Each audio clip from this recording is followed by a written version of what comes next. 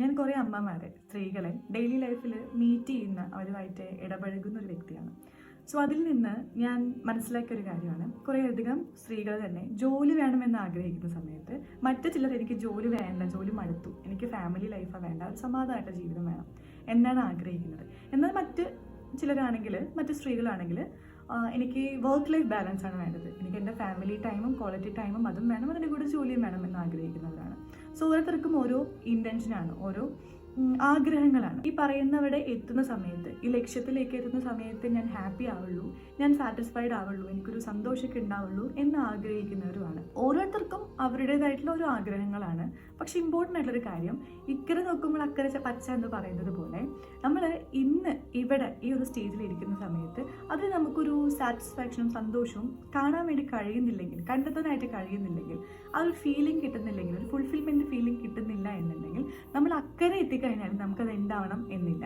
ഒരു വീട്ടമ്മയെ സംബന്ധിച്ചിടത്തോളം അവർക്ക് ജോലി വേണം എന്നത് അവരുടെ ഒരു ആഗ്രഹമാണ്. ഓക്കെ, അപ്പോൾ ആ ഒരു ആഗ്രഹത്തിൽ നിന്നുകൊണ്ട് തന്നെ അവർ ജീവിക്കുന്ന ഒരു ലൈഫ് ഉണ്ടല്ലോ, ഒരു കറണ്ട് ലൈഫുണ്ട്.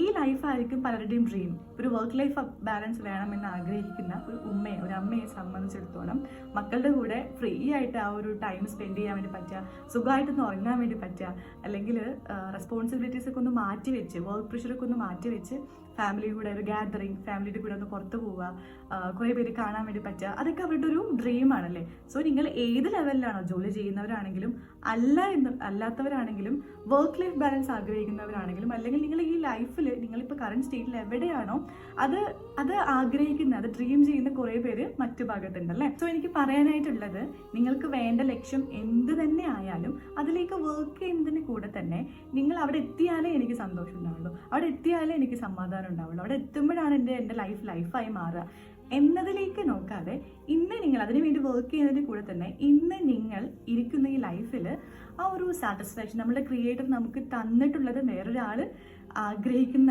അവർ ഡ്രീം ചെയ്യുന്നൊരു കാര്യം കൂടിയാണല്ലോ അല്ലേ. ചിലപ്പോൾ നമ്മളിപ്പോൾ ജീവിക്കുന്ന ഈ ലൈഫ് നമ്മളൊരു സമയത്ത് ഡ്രീം ചെയ്ത് തന്നെ ആയിരിക്കാം. സോ കിട്ടിയിട്ടുള്ള കാര്യങ്ങൾ എന്താണോ അതിലൊരു ഒരു സന്തോഷവും ഒരു സമാധാനം, ഒരു ഫുൾഫിൽമെൻറ്റ് ഫീലിംഗ് ഉണ്ടല്ലോ, അതെപ്പോഴും നമ്മളുടെ ഉള്ളിൽ നിറച്ചുകൊണ്ടിരിക്കുക. ആ നിറച്ചുകൊണ്ടിരിക്കുന്ന സമയത്താണ് നമുക്ക് എന്ത് കിട്ടിയാലും, നമ്മൾ ആഗ്രഹിക്കുന്ന കാര്യങ്ങൾ കിട്ടിയാലും കിട്ടിയില്ലെങ്കിലും നമുക്ക് അതിലൊരു സാറ്റിസ്ഫാക്ഷൻ അല്ലെങ്കിൽ ഒരു സന്തോഷം കണ്ടെത്താൻ വേണ്ടി സാധിക്കും. കാരണം നമ്മളുടെ ഉള്ളിൽ എപ്പോഴും നിറഞ്ഞിരിക്കുകയാണ്, നമുക്ക് കിട്ടിയിട്ടുള്ള കാര്യത്തിൽ നമ്മൾ ഗ്രേറ്റ്ഫുൾ ആണ്, താങ്ക് യു പറഞ്ഞുകൊണ്ടിരിക്കുകയാണ് എന്നുണ്ടെങ്കിൽ.